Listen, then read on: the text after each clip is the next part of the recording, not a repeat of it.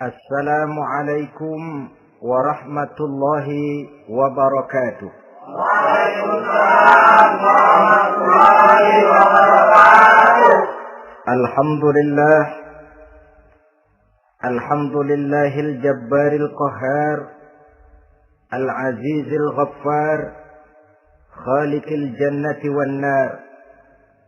Wassalatu wassalamu ala sayyidina wa maulana Muhammadinil Mukhtar wa ala alihi wa ashabihil adhar. Amma ba'du. Saudara-saudara kaum muslimin rahimakumullah.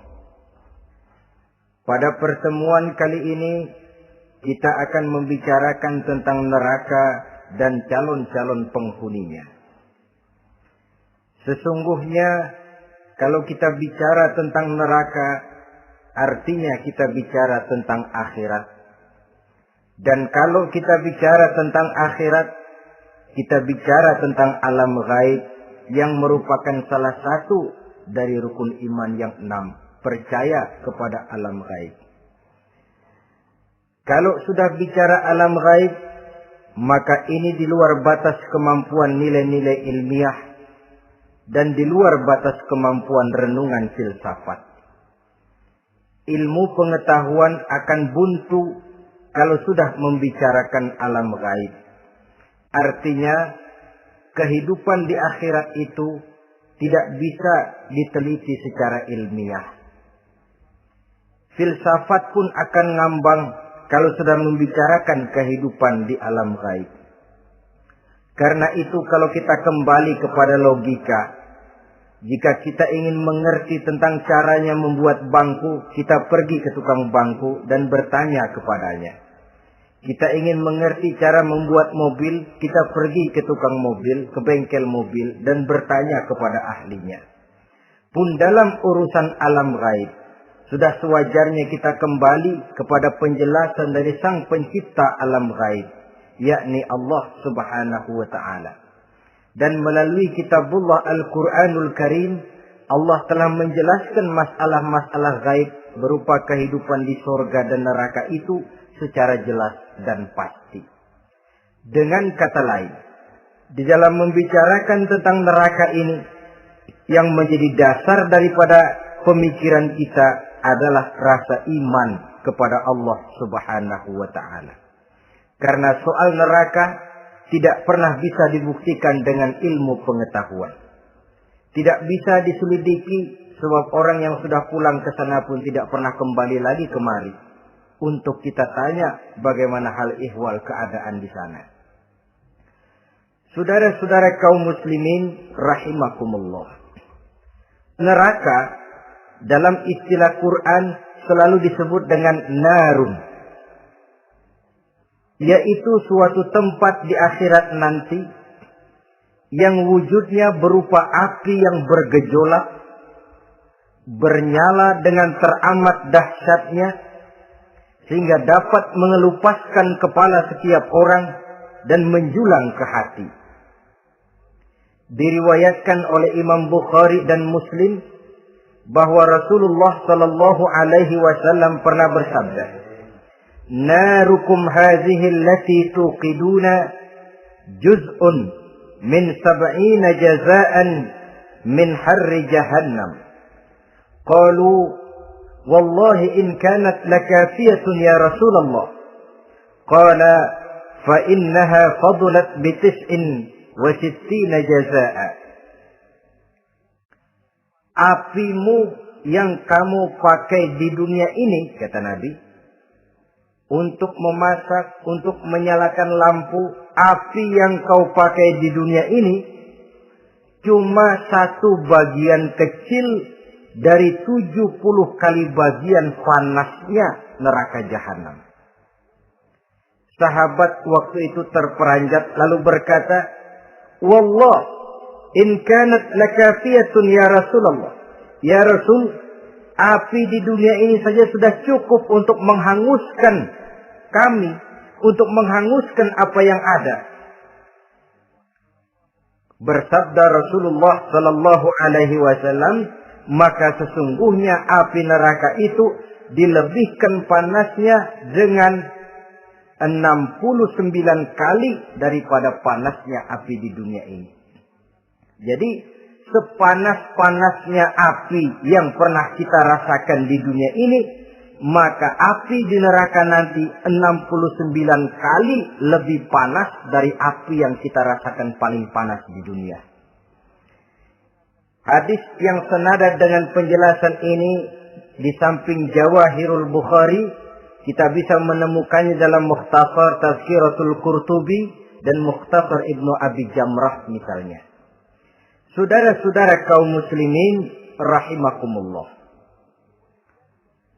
Sehingga boleh jadi seringan-ringan azab penduduk neraka di akhirat nanti, kata Nabi, seorang yang di telapak kakinya diletakkan kerikil neraka yang sangat kecil, lalu mendidih otaknya.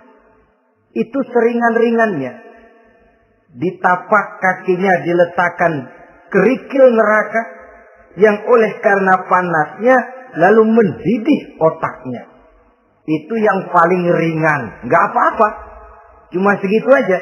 Di telapak kakinya ditaruh kerikil, otaknya lalu jadi mendidih karena menahan panas.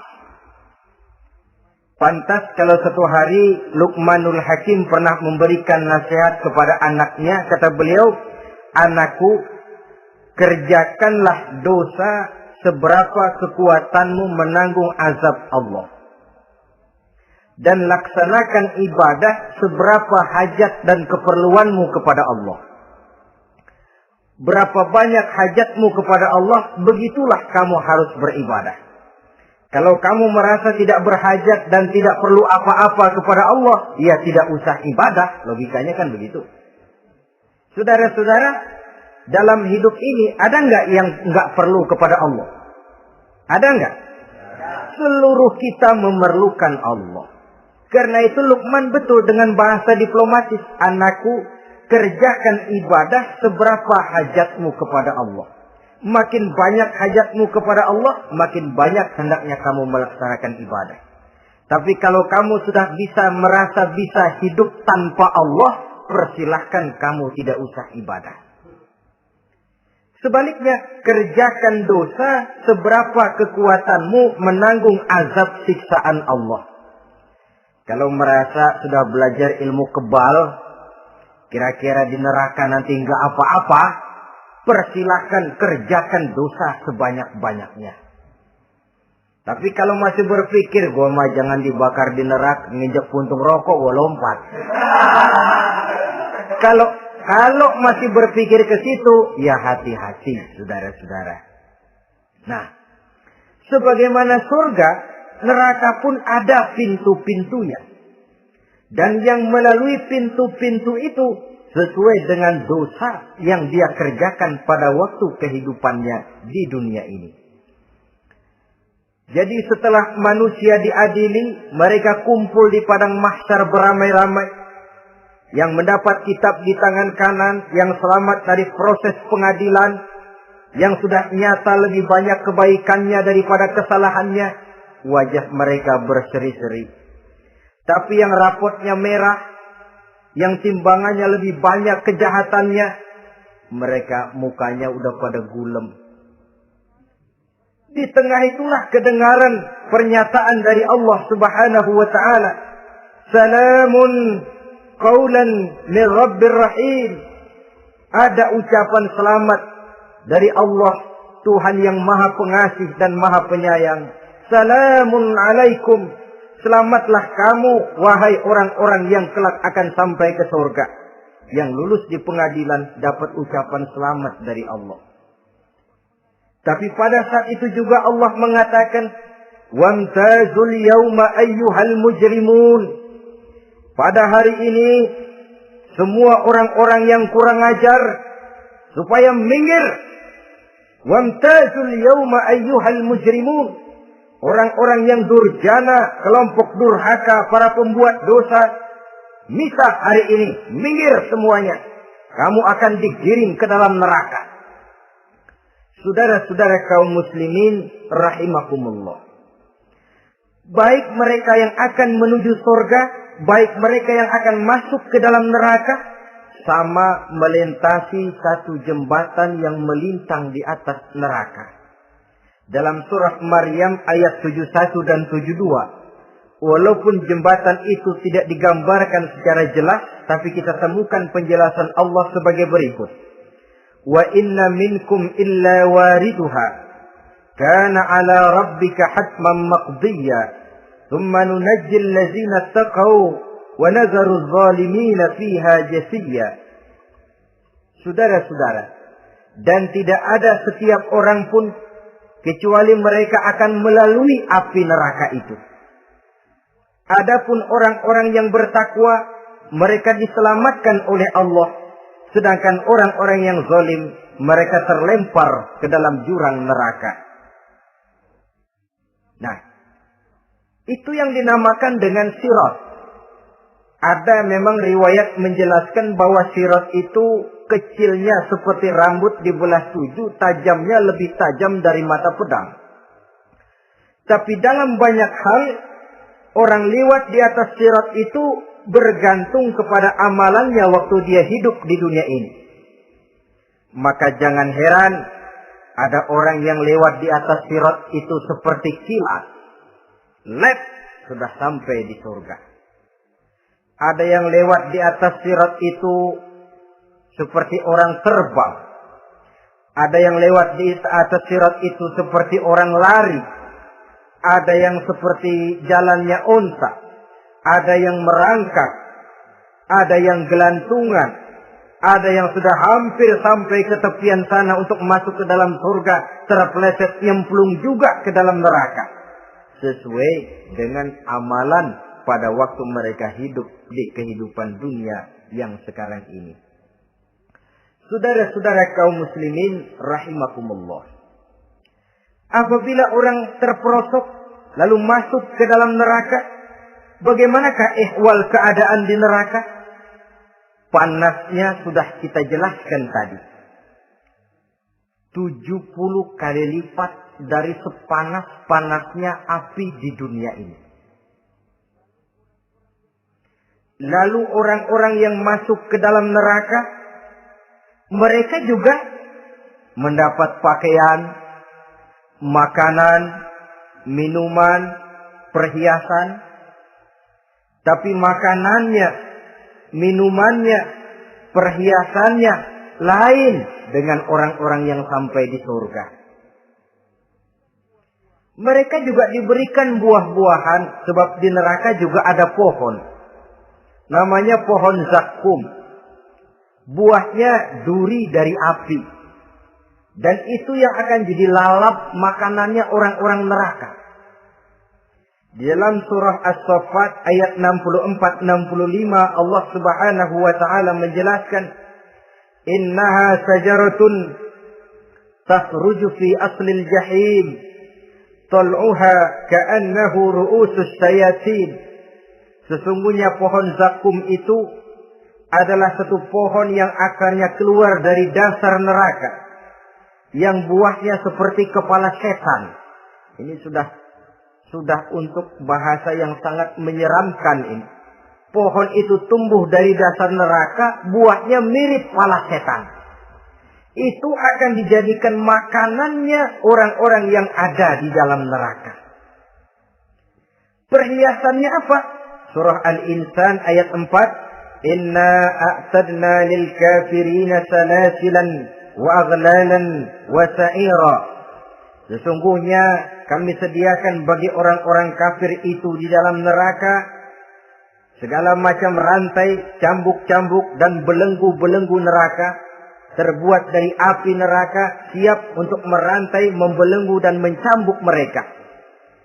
Jadi dikasih perhiasan, lehernya dikalungin rantai, tangannya dipakein belenggu, ada cambuk-cambuk yang seluruhnya terbuat dari api neraka. Begitu mereka sampai ke pintu neraka yang namanya malaikat Zabaniyah, penjaga neraka, udah bukan main gemesnya dah. Ya, nyambutnya nggak ada ramahnya, lain sama malaikat Ridwan, penjaga surga. ramah, murah senyum. Begitu orang mau masuk surga, salamun alaikum tibtum fadkhuluha khalidin. Keselamatan atas kamu, sungguh kamu telah beruntung. Sekaranglah masuk kamu ke dalam surga dan kekalah tinggal selama-lamanya di sana. Ramah, murah senyum, selamat datang, selamat tiba di tempat yang penuh kenikmatan. Mari persilahkan. Ini malaikat Ridwan. Malaikat Malik, malaikat Zabaniyah lain lagi. Dia nungguin pabrik. Sadis menerima. Matanya melotot. Ini dia. Manusia-manusia kurang ajar. Yang waktu di dunia sudah datang para rasul. Sudah turun agama. Sudah datang Al-Quran tapi belagak pilon. Ini loh. Nih rantai. Belenggu. Lalu dirangkeng. Dimasukkan ke dalam neraka. Na'udzubillah summa na'udzubillah. Saudara-saudara, lalu terpikir oleh kita, kalau begitu panasnya api neraka, sekali lempar orang terus mati dong. Ya enak kalau boleh begitu sih. Begitu dilempar ke neraka terus mati, enak. Ternyata tidak. Kepedihan neraka adalah kepedihan yang kekal dan terus menerus. Tidak satu saat pun orang-orang di dalam neraka pernah merasakan kesenangan. Tidak sesaat pun. Kali semenit kayak ngaso. Enggak, terus menerus berada dalam kepedihan yang tiada tara. Al-Quran menjelaskan kullama nadijat juluduhum baddalnahum juludan ghairaha. Apabila hancur kulitnya, kami ganti dengan kulit yang baru. Supaya apa? Liyazukul azab. Biar dia rasain azab. Tuh, rasain dulu. Hancur kepalanya, buletin lagi. Hancur kulitnya, bikin lagi. Berantakan isi perutnya, disempurnakan lagi, digiling lagi. Terus menerus begitu. Tidak sedetik pun penduduk neraka itu pernah mengalami istirahat. Barangkali pakai jam istirahat lumayan. Ini enggak ada. Ada bel keneng istirahat, azab dicabut. Tidak. Terus menerus dan selalu begitu. Satu detik saja pun mereka tidak pernah istirahat dari siksaan dan azab yang mereka terima. Saudara-saudara kaum muslimin rahimakumullah. Lalu bagaimana keadaan mereka? Ada orang-orang di dalam neraka itu yang dikenakan pakaian dari api neraka. Luar biasa. Dikasih pakaian dinas dari api. Kemudian kepalanya dituangi air yang sedang mendidih. Yang dengan tuangan air itu dihancur luluhkan segala isi perutnya dan kulit-kulitnya. Setelah itu mereka dicambuk dengan cambuk-cambuk dari besi. Apabila mereka hendak keluar dari neraka, mereka dicampakkan kembali ke dalamnya. Dan dikatakan kepada mereka, rasakan siksaan yang membakar ini. Dalam surah Al-Hajj ayat 19 sampai 22, kita bisa simak firman Allah Subhanahu wa taala.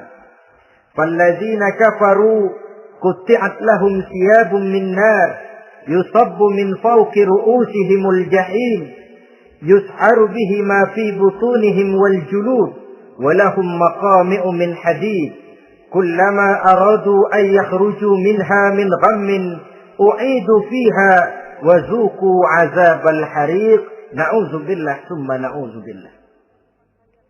Diberikan pakaian dari api, melolong, menyayat, dia memilukan, merintih dan meraung-raung. Lalu kepalanya diguyuri dengan air yang sangat mendidih. Hancur luluh isi perutnya. Masih dicambuk lagi dengan cambuk-cambuk dari besi. Mereka merambat. Mereka meraung. Mereka hendak lari. Mereka ingin keluar dari neraka.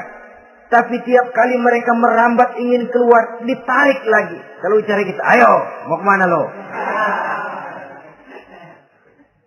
Apa kata malaikat penjaga neraka? Zuku azabal harik. Rasa ini. Makan pencarian lo waktu di dunia. Saudara-saudara. Lalu ada pula siksaan penduduk neraka itu.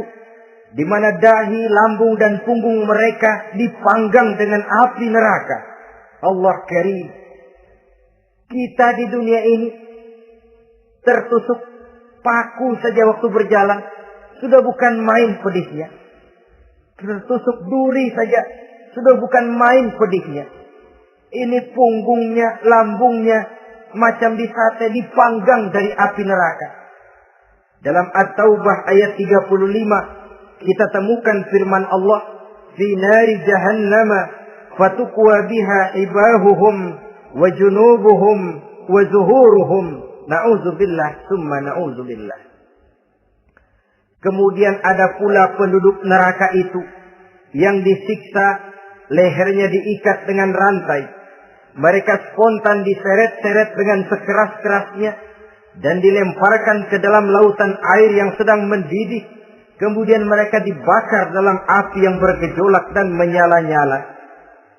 Pada surah Al-Mu'min ayat 71 dan 72 Allah Subhanahu wa taala menjelaskan, Izil aghlalu fi a'nakihim wassalasil yushabuna fil hamim thumma fil nari yusjarun.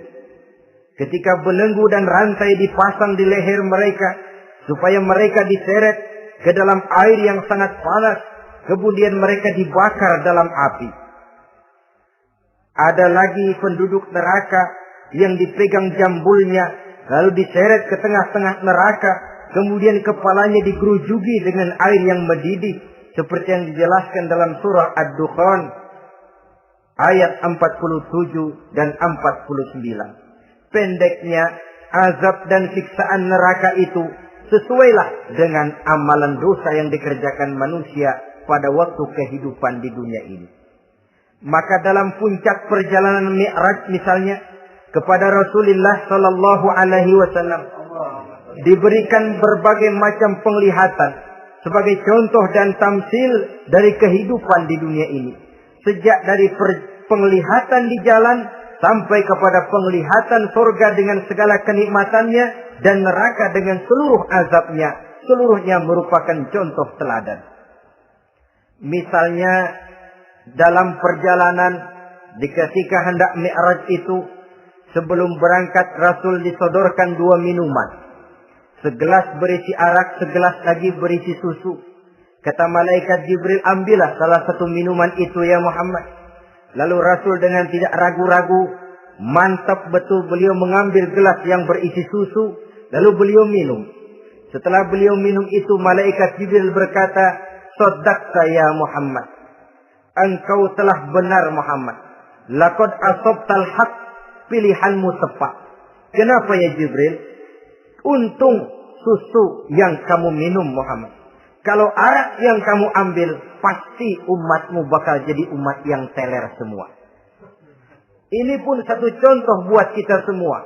Bahwa dalam kehidupan kita selalu berhadapan dengan susu dan arak. Berhadapan dengan hak dan batil. Berhadapan dengan benar dan salah. Maka hati-hati kita jangan sampai salah pilih karenanya. Lalu yang ada kaitannya dengan persoalan kita, penglihatan yang diberikan Allah kepada beliau di neraka. Beliau melihat sekelompok orang dilontari kepalanya dengan batu dari api neraka. Tiap kali dilontari kepala itu hancur berkeping-keping, berantakan otaknya. Lalu dibulatkan kembali. Setelah kepala itu bulat kembali, disambitin lagi. Menjerit, meraung, merintih kesakitan, hancur kepalanya, berantakan otaknya. Lalu dibulatkan lagi, terus menerus begitu, tidak pernah berhenti. Sampai Rasul bertanya, ya Jibril, ini orang kenapa kepalanya dilontari dengan api neraka sampai hancur lalu dibulatkan kembali? Kata malaikat Jibril, ya Muhammad, itulah contoh daripada umatmu yang berat untuk sujud kepada Allah Tuhannya. Itulah contoh dari umatmu yang waktu hidup di dunianya tidak pernah mendirikan sholat sama sekali. Sombong yang paling sombong adalah sombong kepada Allah. Artinya tidak mau sujud kepada Sang Maha Penciptanya. Jadi barangkali saudara punya cita-cita atau keinginan, saya mau yang ini saja, persilahkan, nggak usah sembahyang. Lalu ada lagi sekelompok kaum, perutnya besar, sebesar rumah, dililit dengan kala dan ular dari api neraka, diseret-seret dia di jurang neraka, dipatoki ular, hancur perutnya, dibulatkan lagi perut itu, diseret kembali, hancur lagi, dibulatkan lagi, terus menerus seperti itu. Kata Nabi Jibril, ini apa lagi? Kata malaikat Jibril, wahai Muhammad, inilah contoh daripada umatmu yang waktu di dunia suka makan riba alias renten dan suka makan harta anak yatim, suka ngobyekin anak yatim. Sok jadi pengasuh anak yatimnya lapar, pengasuhnya yang pada kenyang. Saudara hadirin yang saya muliakan, orang yang makan riba alias renten, orang yang makan harta anak yatim, begitu gambaran yang diperlihatkan kepada baginda Rasulullah Sallallahu Alaihi Wasallam. Sebagian lagi ada penduduk neraka yang kukunya terbuat dari tembaga dari api neraka. Panjang sangat kukunya itu. Lalu mencakar-cakar mukanya sendiri. Hancur mukanya, berantakan, dicakari oleh kukunya itu. Lalu dibulatkan lagi. Dicakar lagi. Hancur lagi. Dibulatkan lagi. Pengangguran benar ya orang. Muka sendiri, dicakarin sendiri. Ya Jibril, ini tamsil apa Jibril? Ya Muhammad, itulah contoh dari umatmu yang pada waktu di dunianya nggak pernah rukun sama sesama saudaranya muslim. Suka nyari aib orang lain. Suka ngejelekin orang lain, padahal orang lain itu saudaranya seakidah. Kan sama dengan nyakar muka sendiri namanya. Menepuk air di dulang, terpercik muka sendiri. Kejelekan saudaranya dikorek-korek, aib saudaranya diobral di pasar umum. Orang macam itu nanti tangannya akan tumbuh kuku panjang dari tembaga yang akan mencakar dan mengoyak-ngoyak mukanya sendiri. Itu kita bisa lihat nanti.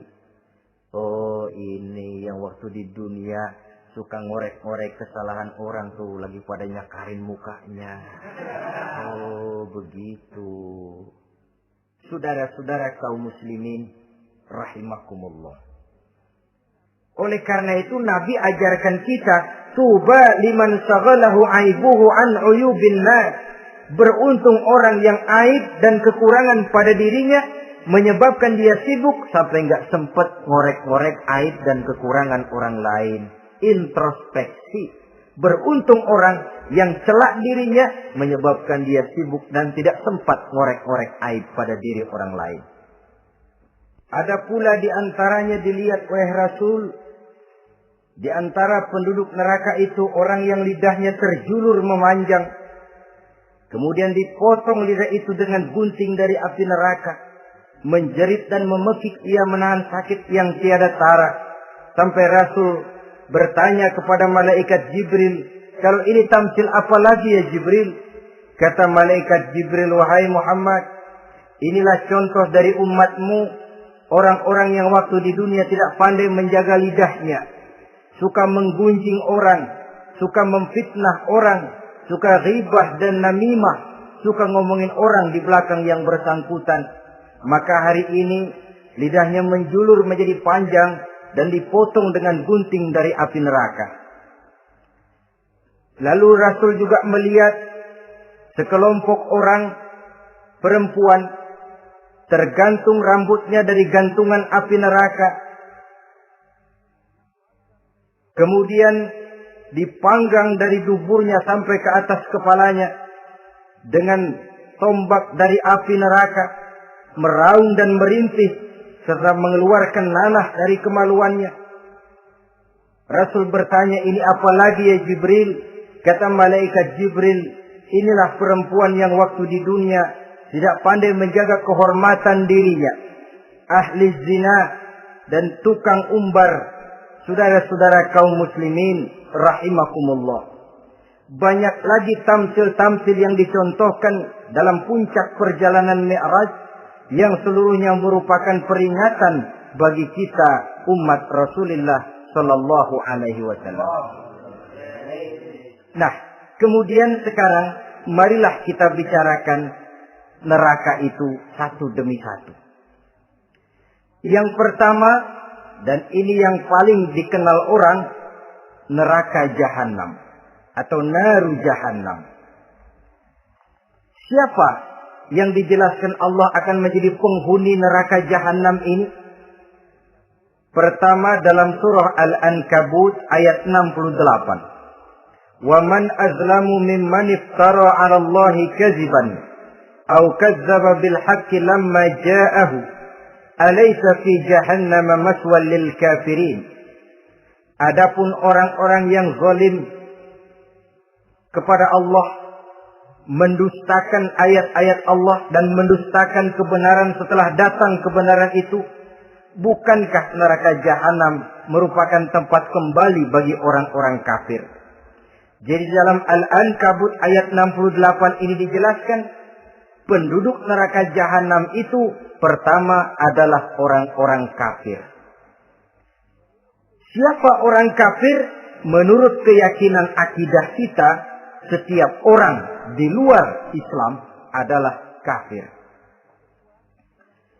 Kemudian yang kedua dalam surah Al-Hijr ayat 42 dan 43, penduduk neraka Jahannam itu, inna ibadi laisa laka alaihim sultanun illa man ittaba'aka minal ghawin wa inna jahannama la maw'iduhum ajma'in. Sesungguhnya hamba-hambaku tidak akan bisa kamu kuasai, hai iblis, kecuali mereka yang mengikuti tipu dayamu. Sesungguhnya neraka Jahannamlah tempat mereka seluruhnya.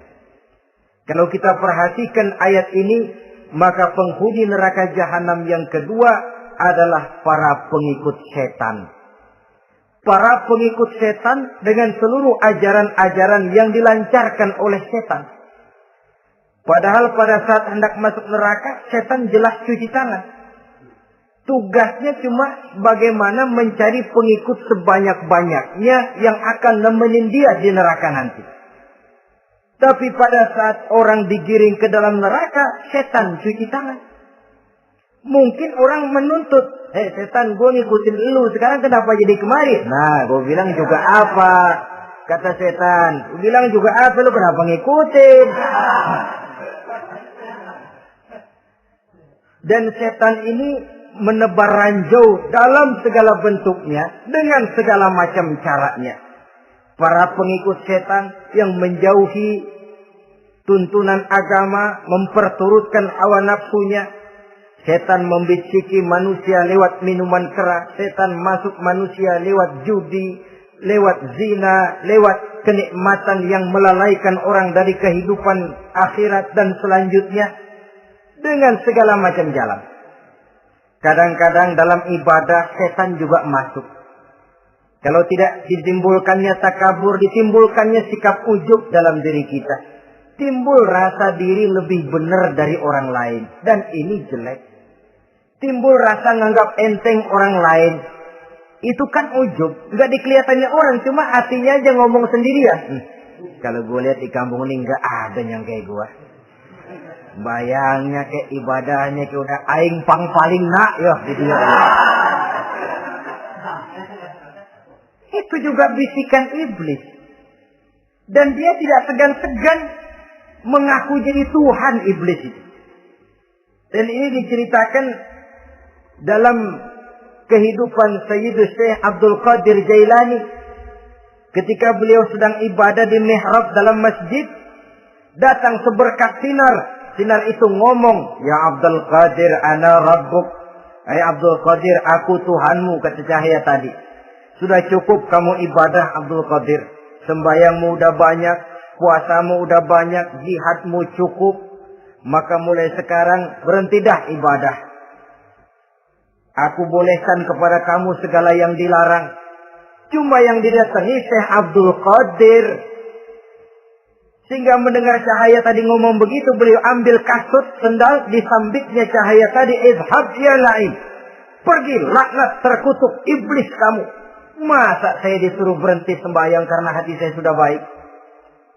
Kalau hati sudah baik lalu boleh berhenti sembahyang, mestinya yang paling dulu berhenti sembahyang Nabi Muhammad, sebab beliau orangnya paling baik. Tapi Nabi hatinya baik, sholat jalan terus, hukum halal haram berlaku. Ini kadang-kadang orang sekarang baru ibadah dikit banget merasa dapat bisikan katanya, wangsit. Dia berhenti sembahyang madep mulu, madep mudik sembahyang. Bikin ajaran yang aneh-aneh. Nah kalau satu orang boleh dapat wangsit, saya juga boleh dong ngomong dapat wangsit. Saya juga boleh dong mendirikan aliran kepercayaan. Saya ngilang dulu dari kampung saya kira-kira 3 tahun. Saya nyepi di kaki Gunung Salak, pulang piara jenggot, pakai belangkon. Di depan nama saya pakai embel-embel mbah. Saya ngaku dapat wangsit di Gunung Ano, mewahyukan kepada saya ano. Saya cari murid yang fanatik. Saudara-saudara kaum muslimin rahimakumullah. Setan membisiki manusia hatta kita sedang ibadah sekalipun dibisikinya. Caranya, mula-mula dia bisikin, lu sembahyang buru-buru dah. Buru-buru udah. Akhirnya apa? Rukuk kita nggak sempurna, sujud kita nggak lengkap, tumakninah kita kurang, bacaan kita tajwidnya nggak kena. Kalau itu bisa kita atasi, kita sembahyang sebagaimana yang seharusnya, dia bisiki lewat jalan lain lagi. Suruhnya yang pendek-pendek aja dah. Atau habis sembahyang udah tigrah, udah jangan pakai wirid, jangan pakai zikir. Dengan segala macam jalan. Dibisikinya was-was ke dalam diri kita. Hingga ada satu riwayat walaupun dhaif, tapi ini baik untuk dijadikan pelajaran. Konon iblis itu kalau subuh keliling dia. Bawa kulit kambing, jarum, sama tepung. Ditanya orang, iblis ini buat apa? Oh, kulit kambing. Gunanya tahu nggak? Kalau begitu subuh, sudah muazin bilang, as-salatu khairum minan naum. Salat lebih baik daripada tidur. Maka ini kulit kambing mulai aku hamparkan buat hamba-hamba Muhammad. Jadi begitu dengar azan, cuma udah bikin anget udah tidur. Kenapa? Kulit kambing belis masuk.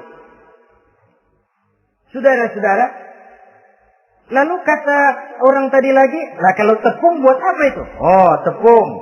Itu kalau umat Muhammad mau baca Quran, baca kitab, mutolaah, gua aurin tepung matanya. Biar dia sepet.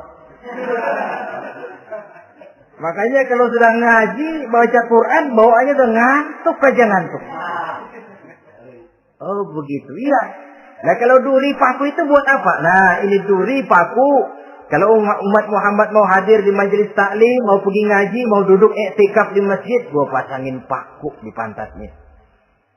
Jadi kalau sudah duduk di masjid, keleset. Hadir di majelis taklim, keleset. Bawaannya mau udahan melulu. Itu duri-duri dan paku-paku yang memang ditebarkan oleh iblis. Saudara-saudara kaum muslimin rahimakumullah. Jadi para pengikut setan dengan segala macam perangkapnya ini pun. Ya perangkap setan itu ya dunia. Dunia itu ya isinya harta, tahta, wanita. Kan perangkap dunia itu. Harta, tahta, wanita. Ini sering bikin orang buta. Perangkap dunia. Dan merupakan perangkap setan sekaligus. Nah, yang ketiga. Penghuni neraka jahanam adalah para pembuat dosa, orang-orang yang durhaka. Dalam Toha ayat 74 Allah menjelaskan, innahu may ya'ti rabbahu mujriman fa inna lahu jahannam. Sesungguhnya orang-orang yang datang menghadap Allah dengan berlumuran dosa, maka sesungguhnya bagi mereka adalah neraka jahanam. Dan yang keempat, penghuni neraka jahanam orang yang kufur nikmat. Tidak cuma kufur iman, tapi kufur nikmat bisa menyebabkan orang masuk neraka jahanam. belum pernah merasakan dalam hidupnya bahwa Allah memberikan nikmat kepadanya, bagaimanapun besar karunia dan nikmat itu. Dalam surah Ibrahim ayat 28-29 Allah menjelaskan, alam tara ilal ladzina baddalu ni'matallahi kufran wa ahallu qaumahum darul bawar jahannama yaslaunaha wa bi'sal qarar. Tidaklah engkau perhatikan, tidaklah kau lihat orang-orang yang mengganti, menukar nikmat Tuhannya dengan kekufuran. Diberikan nikmat berupa Islam, digantinya dengan kekufuran. Dia tidak tahan kesengsaraan dunia lalu memilih kesengsaraan akhirat. Padahal kesengsaraan akhirat lebih abadi dari kesengsaraan dunia. Ada orang yang gak tahan miskin dunia, lalu menjatuhkan pilihan lebih memilih miskin akhirat. Ya Allah, keliru besar. Karena nggak tahan hidup miskin di dunia, ada yang nawarin ngasih supermi 3 bungkus, iman helap. Ada yang ngasih beras, pindah agama. Ada yang bawain pakaian bekas, tukar akidah, pindah iman. Innalillah. Ditukar kemiskinan dunia dengan kemiskinan akhirat. Padahal kemiskinan dunia berapa tahun? Setahun umur manusia. Sepanjang-panjang umur orang sekarang kan. 100 tahun udah jarang umur orang sekarang. 70 aja udah cakep tuh. Sebenarnya kalau 70 tuh ada jatah lebih tuh, 7 tahun. Toh kalau ikut Nabi 63 tahun kan, Nabi wafat. Kalau kita sudah umur 70 tuh ada jatah ekstra 7 tahun. Oh ya, dimanfaatkan baik-baik mestinya. Taruhlah kemiskinan dunia, bagaimanapun melaratnya dunia, bagaimanapun sengsaranya dunia, cuma sebatas umur kita. Tapi kalau nikmat Islam ini harus kita tukar dengan yang lain. Baddalu ni'matallahi kufran. Menukar, mengganti nikmat yang diberikan Allah dengan kekufuran. Artinya kita menukar kemiskinan sementara dan kita memilih kesengsaraan dan kemiskinan abadi. Di akhirat kita miskin, di neraka kita miskin, miskin abadi. Di neraka kita sengsara, sengsara abadi. Saudara-saudara kaum muslimin rahimakumullah. Itu neraka jahanam. Yang kedua dinamakan neraka jahim. Siapa mereka ini para penghuninya? Siapa mereka ini para penghuninya? Pertama dalam surah At-Takatsur, yaitu orang-orang yang bermegah-megah dengan dunia, menumpuk-numpuk harta, lalu lupa dengan kesibukan harta itu, lupa kepada kehidupan yang akhirat nanti. Alhaakumut takatsur hatta zurtumul maqabir kalla sawfa ta'lamun thumma kalla sawfa ta'lamun kalla law ta'lamuna ilmal yaqin la tarawunnal jahim. Kamu telah lalai akibat apa? At-takatsur. Ini penyakit pertama yang menyebabkan orang sampai ke neraka jahim. Penyakit takatsur. Dan itu penyakit zaman sekarang. Berlomba-lomba dengan kemegahan materi. Berlomba-lomba dengan kemegahan dunia. Padahal kalau urusan itu kita berlomba, tidak akan pernah sampai finish. Percayalah itu. Tidak akan pernah finish. Sebab kemegahan dunia siklus, lingkaran setan. Kita anggap kalau punya duit 1 juta tenang. Punya 1 juta berubah pikiran. Lain lagi. Kita anggap kalau punya mobil enak. Sudah punya mobil, lain lagi problemnya. Kita anggap kalau rumah sudah gedung, enak hidup. Punya rumah gedung, lain lagi problemnya. Makanya pesan Nabi kalau ingin hidup tenang, urusan dunia lihat ke bawah, urusan akhirat lihat ke atas. Sering dicontohkan kalau punya mobil, bilang alhamdulillah kita punya mobil, tangga kita cuma punya motor. Kata yang punya motor, syukur banget kita punya motor, tangga kita punya sepeda doang. Kemana-mana kekejek mulu. Dayung. Kata yang punya sepeda, alhamdulillah kita punya sepeda, tetangga kita cuma jalan kaki, kemana-mana ngetuk mulu. Kata yang jalan kaki, alhamdulillah masih bisa jalan, tangga kita sebelah lumpuh bertahun-tahun gak kemana-mana. Kata yang lumpuh, alhamdulillah masih hidup, tangga kita kemarin mati gak balik lagi. Itu dalam urusan dunia. Sehingga sifat takasur ini hilang.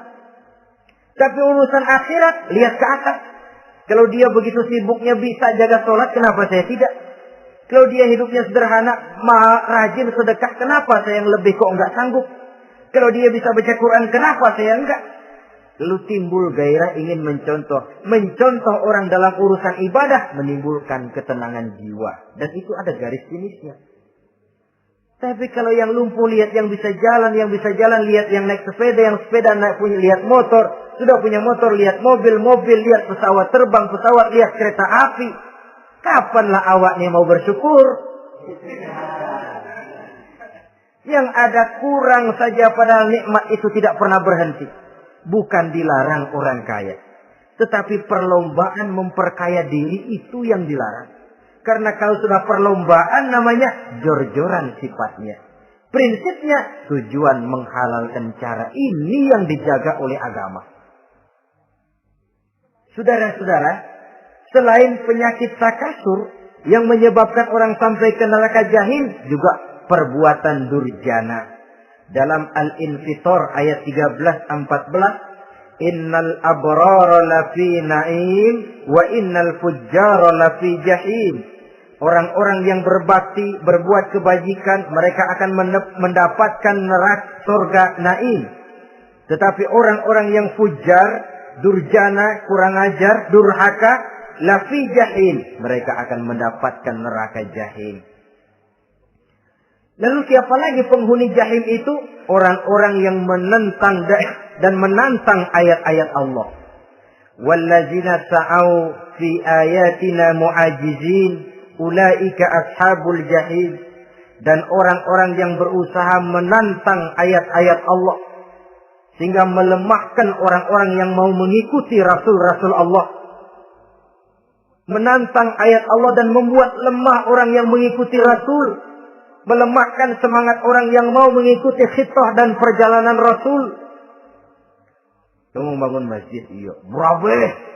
Berat, jangan. Jangan aja kapok. Majelis taklim, pahit. Ngaji, berat, melemahkan ini. Sudah dia rusak, merusak lagi. Kalau rusak kan cuma sendirian. Ini tidak, sudah rusak, merusak. Mu'ajizin, melemahkan orang-orang yang mau mengikuti ayat-ayat Allah. Dan itu tidak jarang zaman sekarang ini. Orang yang melemahkan semangat kita dalam berjuang menegakkan kebenaran. Kita yakin Islam agama yang benar, kita yakin Islam agama yang sempurna. Ada saja orang yang melemahkan semangat kita.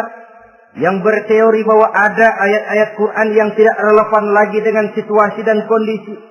Yang berteori bahwa Nabi Muhammad cuma sebagai manusia biasa yang tidak terlepas kemungkinan dari salah. Pendeknya melemahkan nilai-nilai semangat kita untuk memperjuangkan Islam ini. Ini pun termasuk mu'ajizin. Mereka akan menemukan nanti di akhirat kapling di dalam neraka yang dinamakan neraka jahim. Na'udzubillah summa na'udzubillah. Yang ketiga, saudara-saudara, di antara nama neraka itu adalah neraka hawiyah. Siapa penghuni neraka hawiyah ini? Dalam surah Al-Qari'ah ayat 8-11 dijelaskan secara simpel, wa amma man khaffat mawazinuhu fa ummuhu hawiyah. Adapun orang-orang yang ringan timbangan kebaikannya, maka tempatnya adalah neraka hawiyah. Artinya, orang ini lebih berat timbangan kejahatannya. Sedikit kebaikannya sehingga jadi ringan di timbangan akhirat nanti. Sholat, puasa, zakat. Tapi dosa yang dikerjakan masih lebih banyak ketimbang kebaikan yang dikerjakannya itu. Maka orang semacam ini apabila tidak mendapat syafaat, maka dia akan masuk ke dalam neraka yang namanya neraka hawiyah. Lalu yang keempat, neraka wail. Dalam surah Al-Ma'un ayat 1-7 garis besarnya yang mendapat neraka wail adalah para pendusta agama. Siapa sih pendusta agama itu? Ara'aita allazi yukadzibu bid-din? Tidakkah kamu lihat siapa orang-orang yang mendustakan agama? Mendustakan agama, beragama tapi bohong, sholatnya bohong, hajinya bohong, puasanya bohong, mendustakan agama. Siapa mereka? Fadzalikal ladzi yad'ul yatim. Pertama, orang yang suka menghardik anak yatim. Anak yatim yang lemah, anak yatim yang tidak berdaya, yang hidup dipayungi kemiskinan dan kekurangan, bukan ditolongnya, malah dihardiknya. Jangan lupa, saudara yang sudah 2-3 kali pergi ke Makkah, saudara yang khusyuk dalam sujudnya, saudara yang mantap dalam puasanya, mungkin saja bisa terhalang masuk ke dalam surga. Karena di samping rumah saudara ada anak yatim merintih menahan lapar dan haus. Saudara tahu, saudara mampu, tapi saudara diam saja, tidak mau mengulurkan tangan. Mungkin itu yang akan mengganjal saudara untuk masuk ke dalam surga. Wala yahuddu ala tu'amil miskin. Mereka membiarkan fakir miskin, tidak memberikan makan. Kemudian fawailul lil musallin. Mereka juga melalaikan salat. Allazina hum an salatihim sahun. Allazina hum yura'un. Mereka juga riya di dalam amalnya. Saudara hadirin kaum muslimin rahimakumullah. Melakukan melalaikan salat, kemudian riya dengan amalnya, termasuk amalan salatnya. Kalau jadi imam, bahasanya dibuat sepasih-pasihnya, surahnya yang panjang-panjang, paling pendek sabbihis sama wadduha. Tapi kalau sholat sendirian cukup qul huwallahu ahad sama inna a'tainakal kautsar. Hilang lagi nilai keikhlasannya. Dan terakhir, mereka enggan untuk membayar zakat. Yang memenuhi ciri-ciri inilah yang dikatakan sebagai pendusta agama. Menghardik yatim, membiarkan fakir miskin, melalaikan sholat, riya, dan enggan membayar zakat. Mereka divonis mendapat neraka wail, seperti dalam surah Al-Ma'un ayat 1 sampai dengan 7. Saudara-saudara kaum muslimin rahimakumullah. Yang kelima, neraka sa'ir. Neraka sa'ir ini pertama buat mereka yang memakan harta yatim. Kalau tadi tidak mau membantu, ini malah membantu tapi tujuannya malah ngobyekin anak yatim. Mereka yang memakan harta yatim dalam An-Nisa ayat 10. Innal ladzina ya'kuluna amwalal yatama zulman innama ya'kuluna fi butunihim nara wa sayaslawna sa'ira. Sesungguhnya orang-orang yang memakan harta anak-anak yatim dengan zalim, mereka sebenarnya telah memakan neraka, memasukkan api neraka ke dalam perutnya. Mereka akan dilontarkan ke neraka sa'ir. Selain itu, orang-orang yang mengingkari apa yang diturunkan oleh Allah Subhanahu wa Ta'ala, mengingkari kebenaran Quran, mengingkari Rasul, pendeknya mengingkari Islam, dijelaskan dalam surah Luqman ayat 21. Yang keenam, saudara-saudara, yang dinamakan dengan neraka lazo namanya. Pertama, untuk pembangkang dan orang yang menjauhi agama. Yang kedua, orang yang berpaling dari kebenaran. Dan yang ketiga, orang yang suka menumpuk-numpuk harta dan menyimpannya, tidak mau membayar zakat, infak, apalagi sedekah. Ini kita temukan penjelasannya dalam surah Al-Ma'arij ayat 15 dan 17. Yang ketujuh dinamakan neraka Sakor. Siapa penghuni neraka Sakor ini? Pertama, orang yang tidak pernah sholat. Yang kedua, tidak pernah memberi makan orang-orang miskin. Yang ketiga, ahli membicarakan yang batil. Strategis betul dia, ulung kalau sudah mengatur kebatilan. Kemudian yang keempat, orang yang mendustakan hari akhir. Dalam surah Al-Muddatsir ayat 42 sampai 47, kepada penduduk neraka Saqar ditanya, "Ma salakakum fis Saqar?" Apa yang menyebabkan kamu masuk ke dalam neraka Saqar?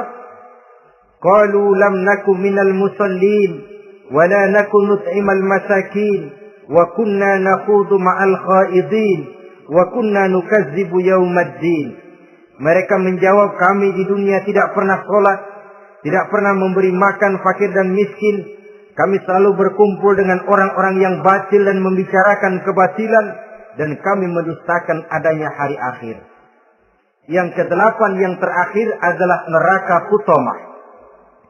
Ini diperuntukkan bagi para pengumpat, pencela, para penghina orang lain, mencari aib saudaranya, kemudian juga mereka menumpuk, menghitung-hitung harta, lalu kikir dan bakhil dengan hartanya itu. Dalam surah Al-Hujurat ayat 11-12, kemudian surah Al-Humazah ayat 1 sampai dengan 7, kita temukan penjelasan itu. Pada akhirnya saudara-saudara, kalau penduduk surga mereka kekal di dalamnya, maka penduduk neraka ini ada dua macam. Ada penduduk musiman, ada penduduk permanen.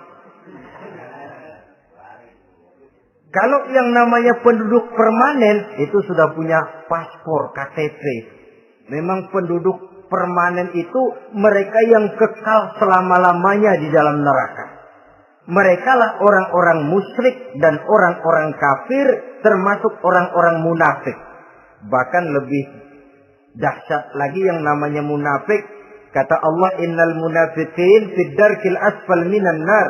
Orang munafik itu berada di dasar jurang neraka yang paling bawah, keraknya neraka. Saudara-saudara, adapun penduduk yang semi permanen, ia masuk neraka buat sementara saja, sekedar dengan dosa-dosa yang dikerjakannya.